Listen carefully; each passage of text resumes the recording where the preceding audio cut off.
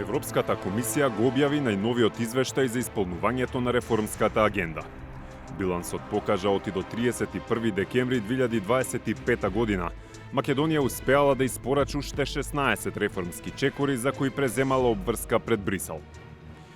Европската награда за сработеното е 30,6 милиони евра за државниот буџет и уште 35,1 милиони на располагање за инвестициски проекти преку инвестициска рамка за Западен Балкан. Овие реформи не се само дел од европскиот процес. Тие се директна инвестиција во функционалноста на државата и во квалитетот на животот на нашите граѓани. Но додека земјава добива пари од Европската Унија, има ризики да изгуби сериозни суми.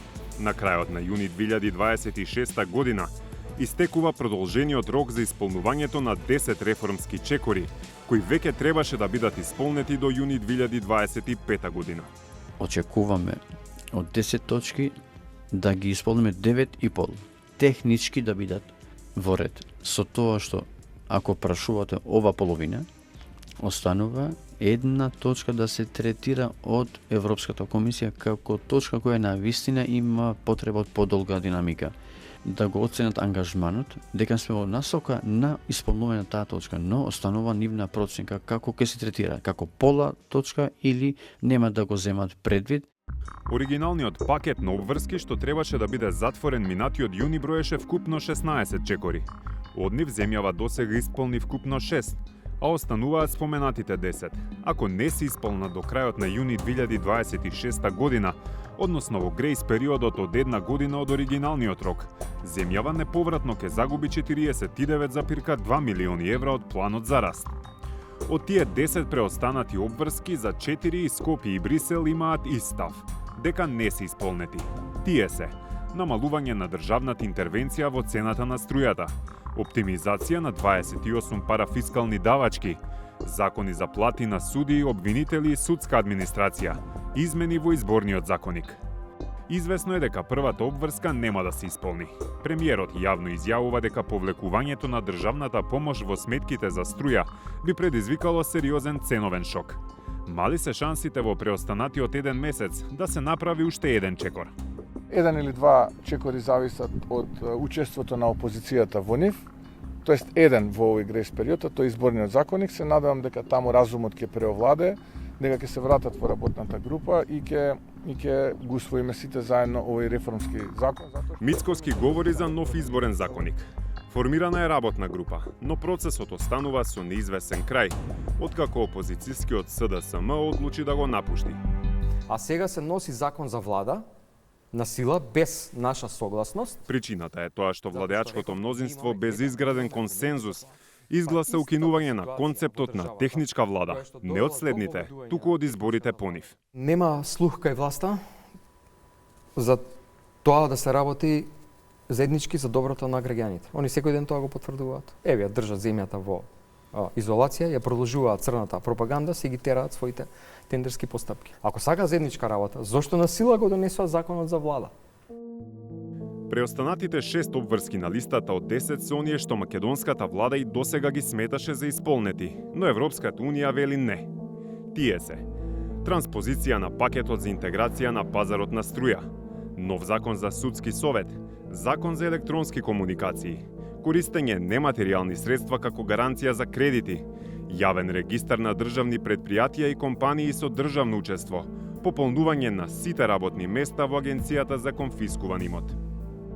Како е можно да има несовпаѓање на ставовите? Еве примери. Владата ја брои како исполнета обврската да донесе нов закон за електронски комуникации, согласно европското АКИ. Но од Брисел, меѓу другото, нотираат дека Законот за електронски комуникации продолжува да вклучува одредби за финансирање на оперативно-техничката агенција ОТА, иако Европската комисија изрази загриженост во овој поглед. Владата ја брои како исполнета и обврската за нов закон за судскиот совет, согласно препораките од Венецијанската комисија и Оценската мисија, но од Брисел велат. Комисијата забележа дека иако поголемиот дел од препораките беа земени предвид, не беше постигнато целосно усогласување со препораките и на Венецијанската комисија и на Оценската мисија. Сето ова значи дека, иако владата се надева дека ќе исполни 9,5 од преостанатите 10 обврски, за што продолжениот и последен рок истекува во јуни, Тоа е само на ниво на предпоставка. За делегацијата на Европската Унија во Скопје, ваквиот оптимизам не е без подкрепа, но не е и без пречки. Theoretically, it is indeed achievable, but we are not there yet. There needs to be more effort in the coming weeks, and then again, the quality needs to be assessed. It's not about just passing a law. Then it needs to be assessed from our side if it fulfills all the requirements. Challenging are, as I said, the interinstitutional reform steps, where we are looking about public administration reforms, restructuring of state-owned enterprises, in the rule of law sector. There we are seeing that we are lagging behind compared to digitalization, private sector development and human capital. Штефан Худолин, кој е шеф на секторот за соработка во делегацијата на Европската Унија во Скопје, подсетува дека тука се и другите рокови. Односно, додека енергијата сега е фокусирана да се фати последниот воз за реформите кои требаше да бидат завршени пред една година, истекуваат и редовните и вонредните рокови за други обврски. When we talk about what was achieved, we also need to look into what was not achieved and how much was not achieved. And there we have already quite a backlog, and this is one of the challenges that we are kicking the can down the road. The steps that have not been achieved until now need to be achieved at a later stage. And now we have these overlapping deadlines because the country has, for steps that are not achieved, 1 year additional time, a grace period to do this. So we have not yet come to a pace that we have a clean track record of the past. So we are catching up with old steps, and we are facing every deadline, every new assessment deadline, the new steps.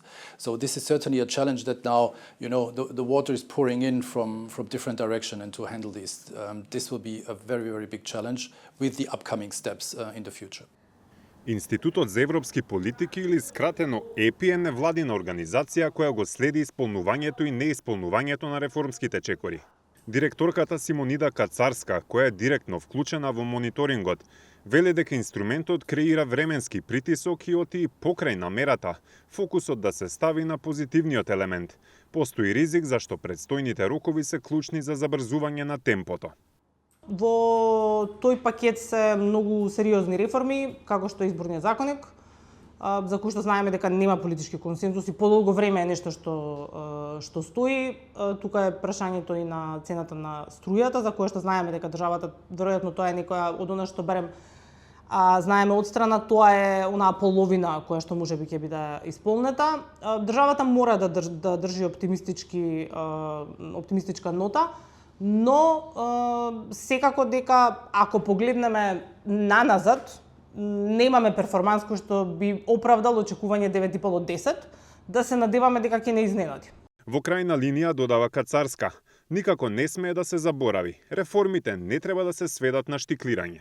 Пред се капацитетот да се спроведе реформската агенда ќе влијае врз тоа дали и како ние ќе можеме да користиме средства од Европската Унија долгорочно, бидејќи во дискусиите во ЕУ за новата финансиска рамка се одвиваат во насока на тоа дека овој начин на поттикнување на реформите, односно оваа соработка ќе стане всушност правилото, а не исклучокот, што значи дека ние во догледен период, било дали би станале членка на Европската Унија или не, на овој начин би ги користеле многу повеќе средствата од ЕУ. Одговорите на овие прашања според начинот на кој е скроена реформската агенда се ексклузивно право и обврска на владата. Дали ќе бидат точни или не, оценува еден судија. One of the characteristics of the growth plan and the reform agenda was to have it in a very transparent way on how the countries are performing. And therefore this information is publicly available. It's a scoreboard where you can scroll down and where you can look into the different performances of the countries. And there we can see that we have 3 countries that are performing reasonably well and 3 countries who are lagging somewhat behind. And the 3 countries performing well, luckily, North Macedonia is in them, so it's Montenegro, Albania, and North Macedonia. And there, if you take it by ranking, North Macedonia is 3rd of all the countries.